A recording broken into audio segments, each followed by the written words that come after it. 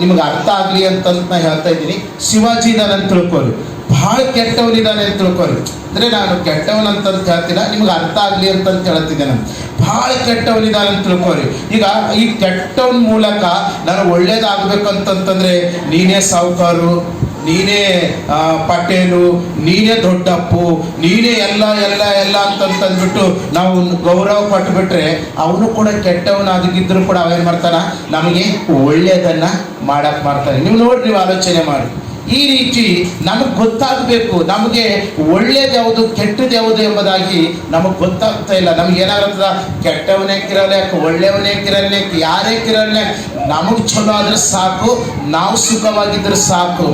ಆದರೆ ನಾವು ಎಲ್ಲಿ ತನಕ ನಾವು ಕೆಟ್ಟವನಿಂದ ನಾವು ಒಳ್ಳೆಯದನ್ನು ನಾವು ತಗೊಳ್ತಾ ಇರ್ತೇವೋ, ಆ ಕೆಟ್ಟವನು ನಮಗೆ ಒಳ್ಳೆಯದನ್ನು ಕೊಟ್ಟರು ಕೂಡ ಆ ಕೆಟ್ಟವನು ಎಲ್ಲಿ ಹೋಯ್ತಾನ, ಆ ನರಕಕ್ಕೆ ಹೋಯ್ತಾನ. ಆ ಕೆಟ್ಟವನ ಮೂಲಕ ನಮ್ಗೆ ಎಷ್ಟೇ ಒಳ್ಳೆಯದು ನಾವು ತಗೊಂಡು ನಾವು ಈ ಲೋಕದಾಗ ಚಲೋ ಇದ್ರೂ ಬಿ ಅವ ಹೋಗೋ ಜಾಗಕ್ಕೆ ನಾವು ಕೂಡ ಹೋಗ್ಬೇಕಾಯ್ತದೆ ಪ್ರೀತಿಯ ದೇವರ ಮಕ್ಕಳೇ. ಅದಕ್ಕೋಸ್ಕರ